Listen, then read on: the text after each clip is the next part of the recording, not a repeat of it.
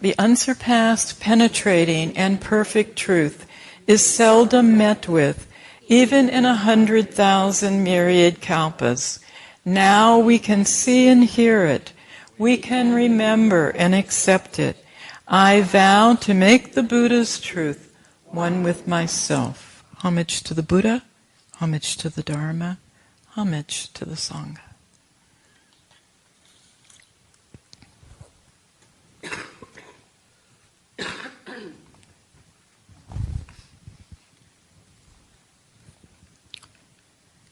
So before we begin, I want to express my gratitude to Reverend Master Ji-Yu, who is no longer with us in body, but is certainly here in spirit.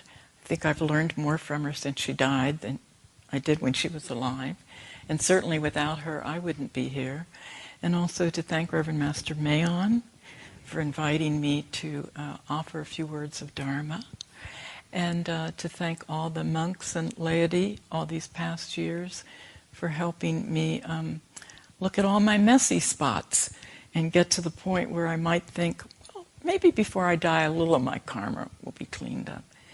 And most of all, I want to thank all of you for spending your weekend with us. And what a wonderful weekend to come, the Festival of the Buddha's birth.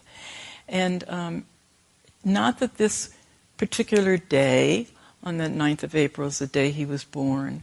That's not really important. What's important is that we celebrate his birth and that we recognize that indeed we are celebrating our birthday too, because we are the Buddha. The Buddha nature is within us. This is what we strive for. So we can congratulate each other on this day and on our birthday. Now the question is, what do you do after that, right? What do you do after that? I want to talk a little bit about ceremonies, particularly the ceremony of daily life. And you can't start with a better place than the Festival of the Buddha's birth, because we had bright thoughts, bright words, bright music, and hopefully you can take some of that with you, regardless of where you're going to go. When I was thinking about ceremonies, I thought, well, ceremonies are part of our culture, right? This particular ceremony and Buddhist ceremonies may not be part of our Western American culture, but certainly ceremonies are part of our culture. We have weddings with baby showers, and we have graduations. We have a birth, and there's a birth certificate coming down through life. We have death, and there's a death certificate. So really, what we have is a lot of ceremonies from the very first one, our birth, to the very last one, our death. So then the question is, you have these two certificates on each end, right? When we're born and when we die. So what do we do with our life in between those two certificates, in between those two bookends? Well, we can learn a lot from Buddhist ceremonies, and we can learn a lot from what Dogen, Great Master Dogen, tells us about impermanence, because our understanding of impermanence will give us a better view of the ceremony that we've just seen and participated in, and the ceremony that you're going to go away from here and look at your life and say, I want to make my life a ceremony. What can I do? So what Dogen has to say about impermanence is quite a lot, and I'm going to read you a couple of quotes. And this first one, Dogen was very poetical. He was also very straightforward, and he didn't mince words. This is from a book called Ehe Dogen, Mystical Realist by Hee-Jin Kim, who was Korean by birth, studied in Japan and in California, and is currently Professor Emeritus at the University of Oregon. So that's pretty close. So what he quotes in here is, in a Chinese classic, it is said, "I shall be content even to die in the evening, if only I hear the way in the morning." And all of us have already heard the way. All of the verses in the hymns that we sang today point us along the way of the Buddha. He continues to say, "If you do not seek enlightenment here and now, in what birth are you to attain it?" So when Dogen talked about impermanence, it wasn't in any kind of, oh my God, I'm going to die, I might as well, what is there to do kind of thing. It was, I'm going to die. I need to make the very most of every moment that I have between now and that day. And He-Jin King further quotes, "At each moment," quotes Dogen, "at each moment do not rely upon tomorrow. Think of this day and this hour only, and of being faithful to the way while given a life even just for today, for the next moment is uncertain and unknown." So if we take Dogen's teaching to heart, then we want to ask ourselves, what is it that I need to do in my life? What is it I need to do in my life to use every moment that there is for the benefit of myself and for the benefit of all beings? So let's go back and look at ceremonial a little bit, because looking at ceremonial is going to help us to answer that question of what do I do right now in this very moment. And one of the things that ceremonial teaches us to do, because there you are with a number of people, there are chaplains and there are people in the Great Monk's Offertory, and there's an organist and a presenter and people opening doors and offering incense and doing all kinds of things. Well, one of the things that we do is to pay attention to what we do, not just brushing aside, oh, I'm supposed to be here and do that, but really paying attention to what we do. And that's one of the things that we can do in our daily life, is to really pay attention to what we are doing. I think the word for it, well, it's been in Buddhism for a long time, but also in the world, is mindfulness. Mindfulness, paying attention to what you're doing. And secondly, we want to pay attention to how we are doing something. That's the third time I picked up that glass and it slipped out of my hand. Well, is it the glass? Is it your hand? Or is it you're not paying attention to how you're doing that? I'll let you answer that. But anyway, we pay attention to what we do, and we pay attention to how we do it. Ceremony also allows us a broader view and a deeper perspective of what's going on, because we're not the only one there. And ceremony is a wonderful time, at least it has been for me, to let go of the need to get everything right, according to my standards, and the need to have everybody else get everything right. Again, according to my standards, of course. So when I can come to a ceremony and say, what is this ceremony all about? What do the invocations, what do the hymns mean? And I can do what needs to be done. And if I'm part of the ceremony, I can pay attention to what I'm doing, and I can pay attention to what others are doing in the sense of, oh, I'm supposed to be following them, and I thought they were going to go that way, but they're going that way, so I'll go that way. That's where they're going. That's what I'm going to do.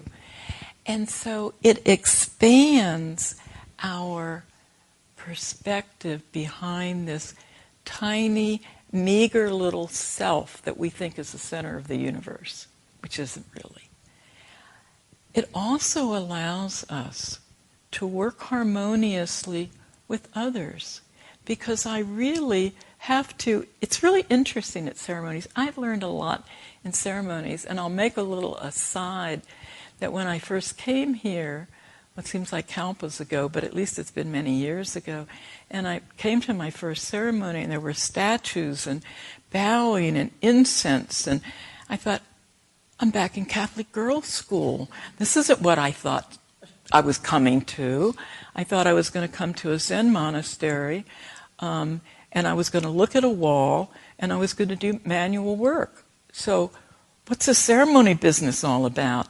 So I had to let go of a lot of what my baggage was coming into that. And it didn't happen overnight. It didn't happen just because of me. It happened because of Reverend Master Jiu's teachings, because of the Dharma, and because what other monks have said to me and done for me. So being in a ceremony is not very much different, than being in daily life. We have to pay attention to what others are doing without getting so involved in how it's being done that we forget what we're supposed to do. And that's been an interesting teaching in ceremony, because if someone makes a mistake, a quote, mistake in the form of the ceremony, I can find myself getting so involved in, well, what are they going to do now, or how could they do that, that then I'm standing there when I'm supposed to be moving someplace else. So here are two mistakes instead of one mistake, right? The other person's and mine, because I was attending more than I needed to the mistake of the other person. Another thing that happens in ceremonies is bowing.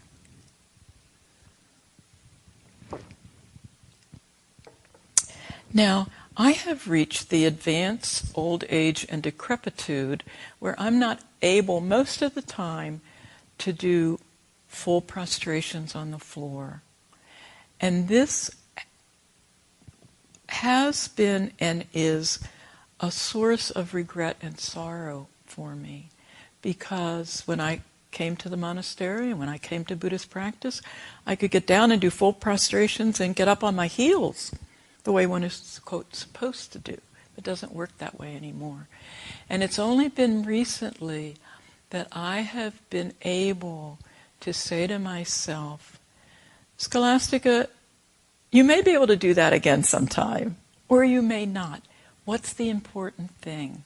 The important thing here is to bow with my heart, and my body will do as much as it can do. There's a saying in Buddhism, as long as bowing lasts, Buddhism will last. And I thought, well, that's interesting. So if I can't get down on the floor and bow anymore, am I creating the demise of Buddhism? Well, no, I'm not all that important when you think about it. But at the same time, it's what's in your heart that makes a difference. And since I came to that realization not so very long ago, I realized that my bows are as full of gratitude as when I used to be able to bow on the floor.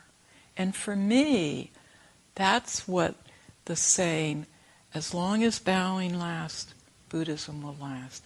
It's that gratitude in our heart, and it's offering up whatever we have for the greater good of the world, not just ourselves, but the greater good of the world. The other thing that we find in ceremony is stillness in activity and activity in stillness. I believe that I have either heard Reverend Master Jiu say or read that she talked about ceremony as kind of coming from the cushion into daily life. I don't sit on a cushion anymore, so I think of it as kind of going from the bench to the street. And that we can be as still in the activity of a ceremony as we can be on our cushion. And we can use this opportunity of the activity. And there's a lot of activity in ceremonies.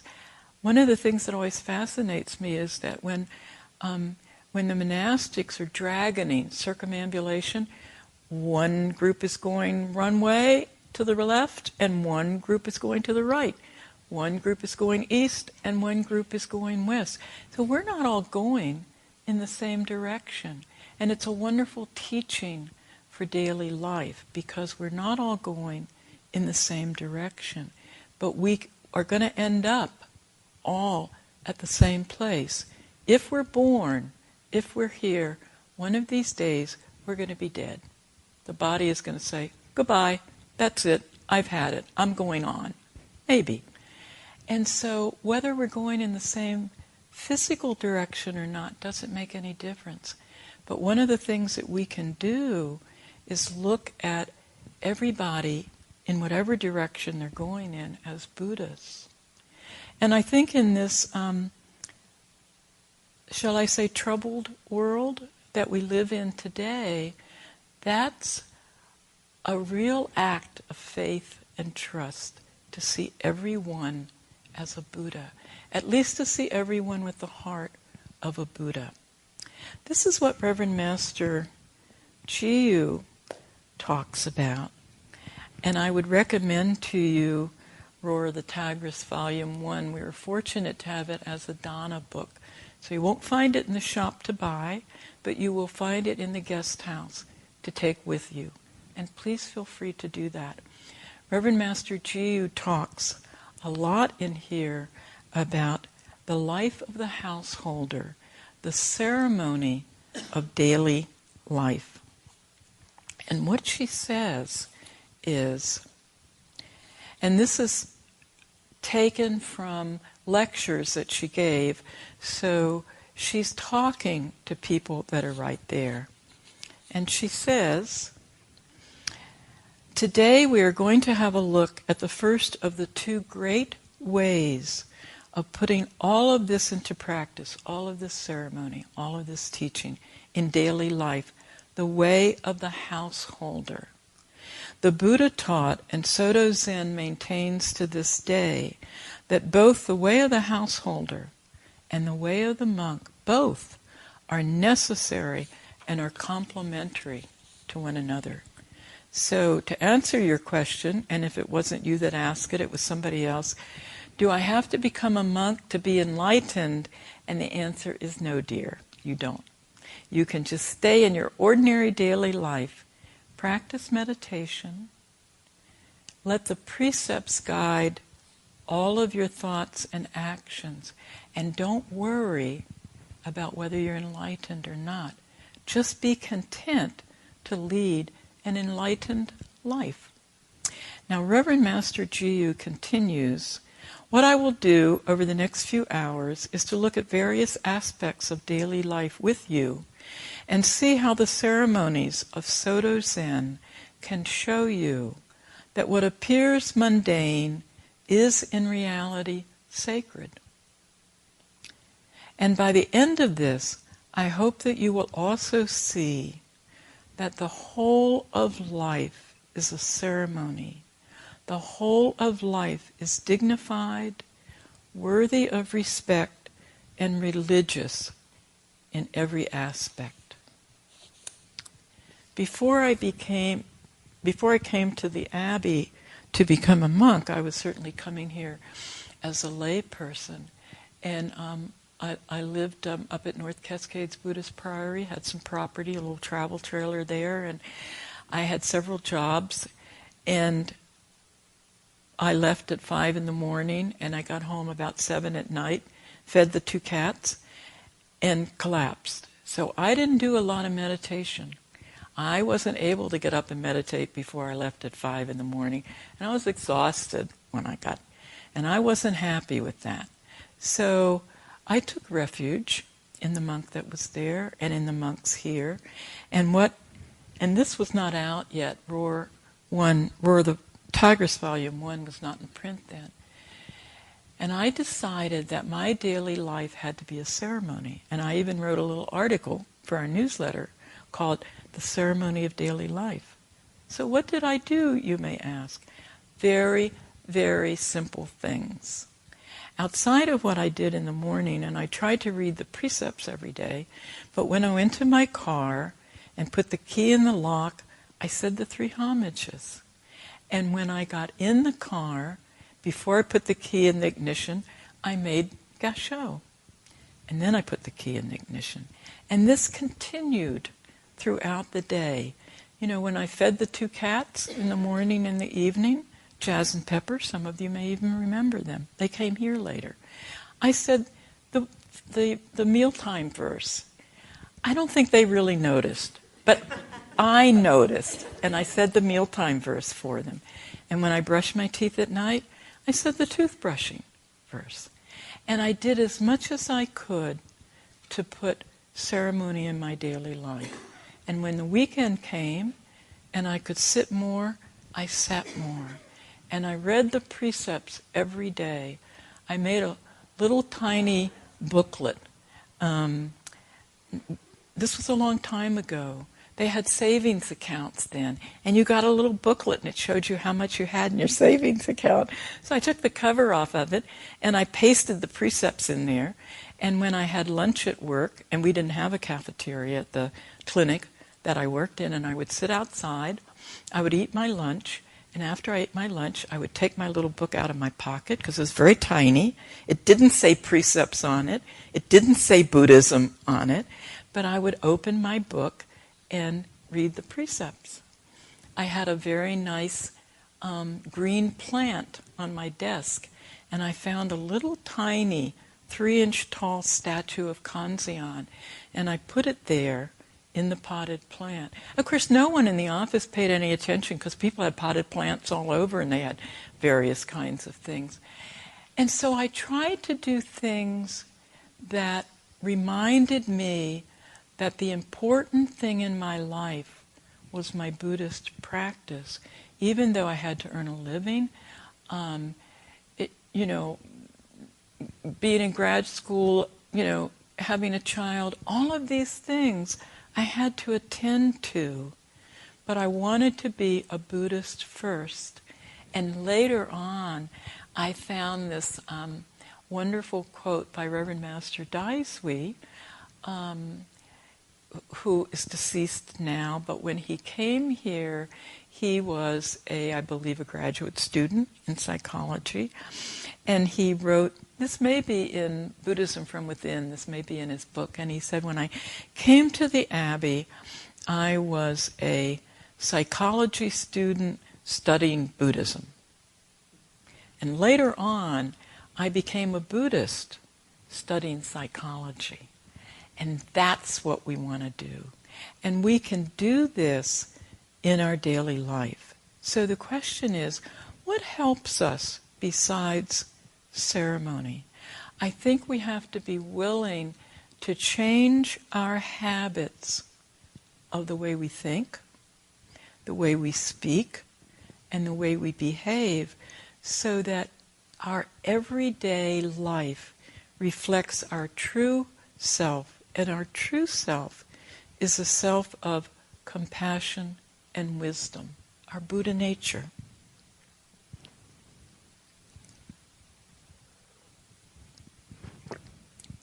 So what helps us? Where are some guideposts that we can look to? One of the important, we have the precepts, and we have our meditation, and we have the Four Noble Truths. That's a lot of teaching. I wanted something a little bit easier to grasp and a little bit simpler to remind me in my daily life that I can think and speak and behave in a different way than what I've ever done before. I can, and I'm still working on this one, I can give up the critical mind, I can let go of the sarcastic remarks and the flip sense of humor, I can be more willing to look at people as the same as I am, no different than I am, regardless of their race, gender, ethnicity. It's all out there now, right? But everyone wants to be happy, and no one wants to suffer. And people that do harm to other people, still within them, there is the Buddha nature. Reverend Master Ji said, if we could do better, we would. That's been helpful for me, and it's helpful when I look at the world around me. And when I look at the world around me, and I take a deep breath, and I realize that the world has been full of horror and harm and terror and violence and killing for thousands and thousands of years. It's not going to stop because I'm taking a vow, or because I'm keeping the precepts, or because I'm sitting on my cushion. Will it ever stop? I don't know. I hope so. But what I can do is I can change my daily life. I can change my life this very minute. So what's helpful to me? What's helpful to me are what Dogen called the signs of enlightenment. The 4 wisdoms: charity, tenderness, benevolence, and sympathy. And Reverend Master Ji in Roar the Tigress Volume 1 talks about those in great detail.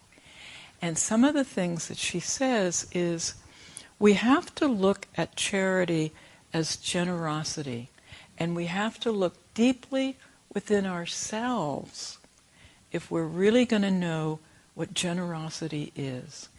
But for me, generosity will always be what Reverend Master Ji said the year I took the precepts, when she showed us her silk.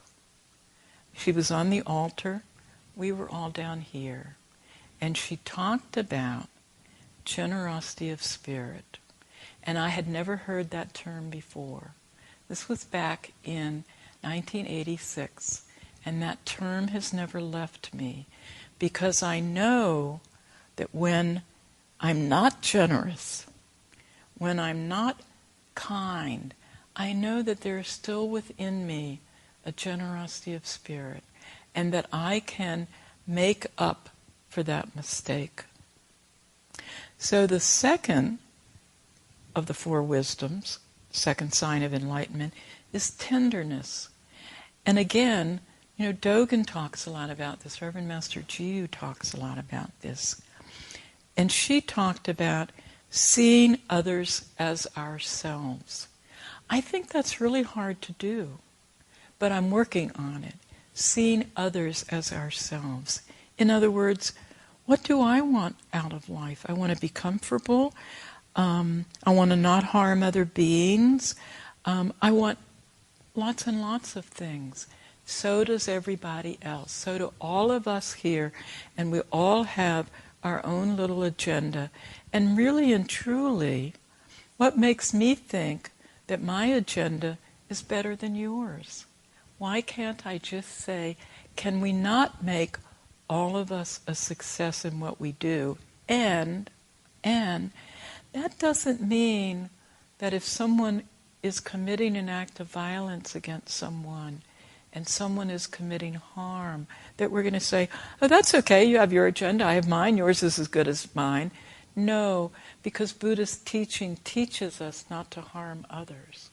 So we have to look at things with the eye of a Buddha in order to see the heart of a Buddha.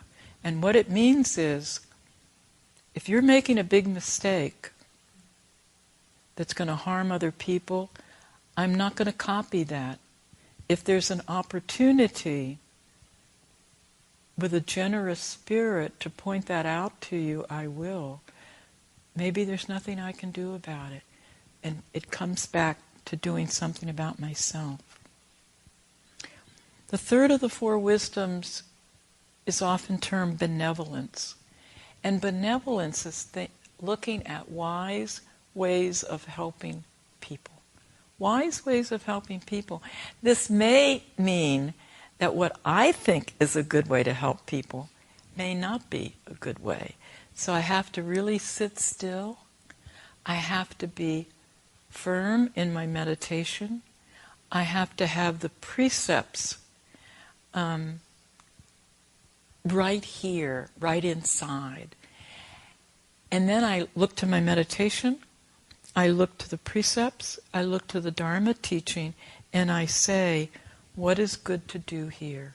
What is good for me to do?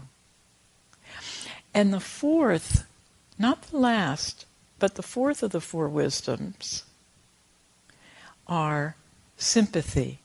And Dogen says, if one can identify oneself with that which is not oneself. So that's the big thing. Can I look at you and accept you for what you are? You know, this is true of our family, of our children, of our employees, of our employers, that we just need to give people the benefit of the doubt. We need to recognize that everyone is doing the best they can. And I think outside of Reverend Master Ji's comment on generosity of spirit, that giving others the benefit of the doubt has been really, really helpful to me. Annie Dillard, in The Writing Life, says, how we spend our days is, of course, how we spend our lives. How we spend our days is how we spend our lives. So don't wait for tomorrow, because we don't know whether tomorrow is going to come. Another saying, and I can't tell you where this one is from, the way we live is the way we're going to die. If we are full of resentment, anger, delusion, greed, that's what's going to accompany us on our deathbed. Is that what we want? Actually, it's not. It really isn't. When we die, regardless of how we die, we want to be able to open our hands and say thank you. And it's gratitude. It's saying thank you that Reverend Master Ji says is the fifth of the four wisdoms. Being grateful for what we have. We can only understand the four wisdoms and gratitude by looking within, by meditating, by trying to live the life of the precepts, by taking responsibility for what we think and what we do. So please take this weekend home with you. Whether home is a long way away or home is Mount Shasta, take this weekend of the Buddha's birth with you and recognize that we are all Buddha. We are all celebrating our birth as Buddhists.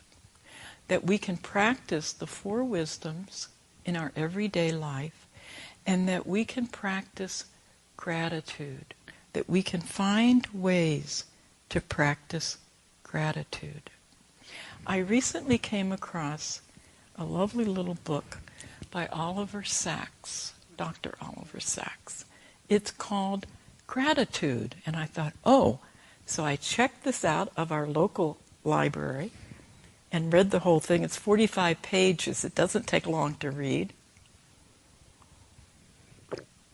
But he said two things in here that I thought were very relevant to my Buddhist practice and hopefully relevant to your Buddhist practice. All of the 5 essays in here were written in the last 2 years of his life. And he had been diagnosed with melanoma of the eye 9 years before he wrote these. And that had metastasized to his liver. So he said, at 81, I felt I was in good health, but my luck has run out. A few weeks ago, I learned that I have multiple metastases in the liver. He said, I feel grateful that I have been granted 9 years of good health and productivity since the original diagnosis, but now I am face to face with dying. This is the sentence I thought was so relevant. It is up to me now to choose how to live the months that remain to me. And we don't have to have a diagnosis of cancer to realize that our life here is finite. You know, some of us have many years left. Some of us don't have so many. What do we want to do with the time that we have? He says, I have to live in the richest, deepest, most productive way I can. That's a choice for all of us. For me, it's a little easier because I have all the Buddhist teaching. I have meditation, I have the precepts, I have all the wonderful teaching of all the ancestors in Buddhism and of Reverend Master Ji. So it's a little easier for me, and I have to make the choice to do it day by day, minute by minute, being in the moment. He continues to say, I cannot pretend I am without fear, but my predominant feeling is one of gratitude. I have loved and been loved. I have been given much, and I have given something in return. After all, I have been a sentient being, a thinking animal on this beautiful planet, and that in itself has been an enormous privilege and adventure. So I thought, I don't know that he's ever read Dogen, but I thought, but that's what Dogen tells us. You know, we only have this one life. What did it say in Rules for Meditation that some of you recited the other day? This life is as transient as dew on the grass. Time flies as an arrow from a bow.